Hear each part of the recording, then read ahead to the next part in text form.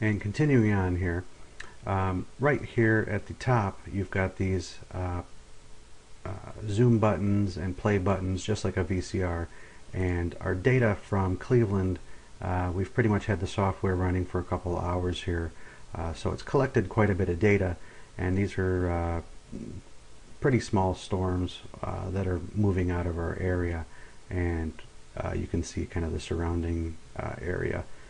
And so there's not much to see here, so it's kind of hard to demonstrate the software. So what we're going to do is there's actually some severe thunderstorm warnings in different counties of North Carolina, Georgia, and Virginia. So we'll zoom into some of these just to show you what the software can do. And before we go there, some of the attributes that we haven't discussed yet.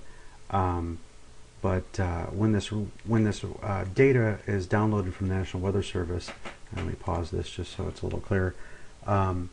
It's given depending on what this frame here is. It'll show you the different attributes as the number of storms in this frame. So there's no storm tracks, and I'll show you what these are later. There's no hail. Actually, this is the possibility of severe hail, which is anything more than 3/4 of an inch. So there's none of that. And there's no possibility of hail less than 3/4 of an inch. So there's none of that. There's no mesocyclones or dangerous storms shown. Same thing with some of the TVS signatures and such. And we'll talk more about that probably in a fourth video or so. Nationwide here, they're showing there's 3 flash flood warnings, 3 thunderstorm warnings, and 0 tornado warnings. And just to remember what those are, warnings are actual sightings of severe weather, and you need to take immediate action to save property and personnel. So let's pick one of these severe storms. In Virginia, I think these were moving out of the area, so we'll probably have to jump to one of these other states. But these are actual, you can actually click on each one of these to show you where the storms and warnings are. So on a very active storm season like we've had here in April 2011, this is littered with different warnings and I believe tornado warnings. I want to say those were purple if I recall correctly. If not, well, you can deal with that. So let's go to Virginia here. You can actually just double click on this and it'll take us right into the warning area that we're seeing. And so I'm going to zoom out just so you can see in relation where everything's at. So here's Dayton, Ohio, Columbus, Ohio, Cincinnati, Ohio, and these are right over in the border into Virginia.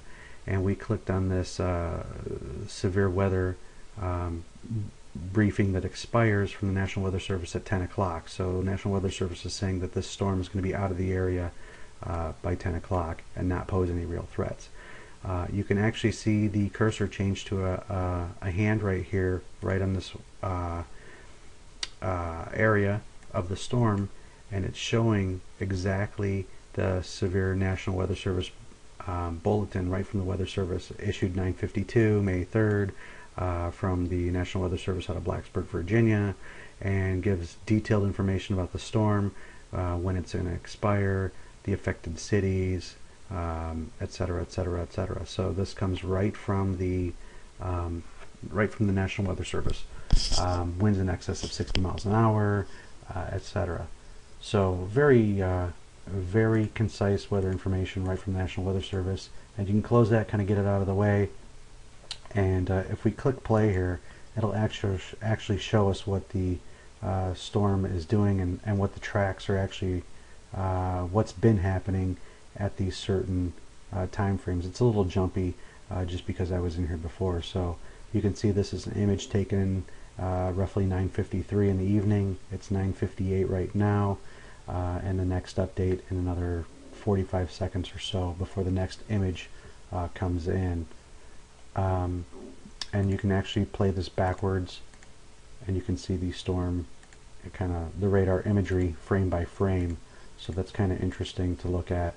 And what the real power is to actually zoom in here, and it looks like a typical thunderstorm, nothing too too flashy. But when you see these white lines, what these white lines typically represent are storm tracks. So here's and they're measured from a cell typically. So here's a cell here, here's a cell here, and here's a rather big cell right here. And the National Weather Service has measured from this cell out that in 15 minutes it's projected to be here, and another 15 minutes it's projected to be here, and another 15 minutes it's projected to be here. So in an hour the storm's projected to be just north of Halifax, this rather large cell right here. What the purple triangles are, if you actually see what this says, it's the Weather Service will give each one of these potential dangerous cells a cell number within the storm, and they've given this one Z9, and it's given the possibility of severe hail is 10%, the possibility of hail is 30%, roughly half-inch hail, and some other statistics there. So it's pretty neat software. We can kind of go back to the back of the storm and see here they're also tracking this cell too, Q2, possibility of severe hail 0, 60% chance of producing hail, half-inch in size, and on and on. So it doesn't really say whether this is going to grow or not, but you can get more information on some of the other cells they're tracking. If you double click on them, it'll actually zoom into some of the cells because they've all got different numbers, or actually cell numbers, and this shows the different kind of the azimuth and the range from the storm, and whether there's any possibility of hail and that type of thing. So very neat look at what's happening here. What else do we have here that we can talk about? Let's go. Looks like these are actually expiring rather quickly, so let's jump over to in fact, that's why the 10 o'clock time frame has moved on, and the watch automatically expired. So if the National Weather Service deems another watch or warning needs to be issued, they'll do so. Only warnings show up here, so keep that in mind. It doesn't mean that people living in Chatham or Halifax aren't out of the woods yet. There's still a potential issue. So this software can't can't be everything to everyone. Looks like, let's go to this North Carolina storm. This one's a pretty good line of storms right here, and looks like this data is coming from this radar system right here, and it's showing kind of the base reflectivity and what time the product was issued.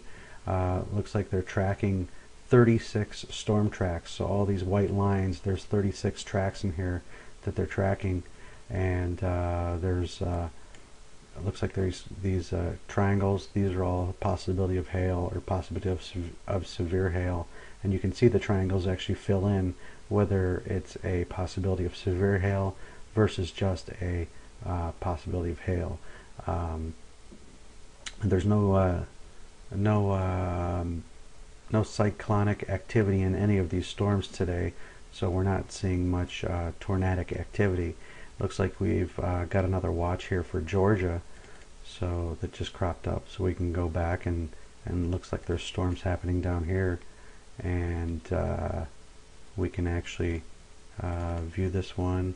Click on this red box, and it shows the National Weather Service Severe Thunderstorm Warning Bulletin. So very neat. It kind of gives kind of a brief overview as to how everything here works, and then we'll dig into some of the more advanced features in our last video.